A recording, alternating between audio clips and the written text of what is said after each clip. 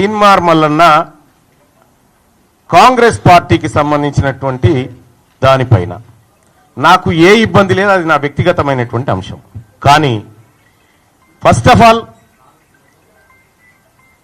Media మిత్రులకు తెలియజేయాల్సింది ఏంటంటే దాని గురించి సందర్భం వచ్చినప్పుడల్లా మాట్లాడతా. కానీ ఇవాళ తెలంగాణ రాష్ట్రంలో 3 ఎమ్మెల్సీ స్థానాలకు ఎన్నికలు జరుగుతూ ఉన్నాయి.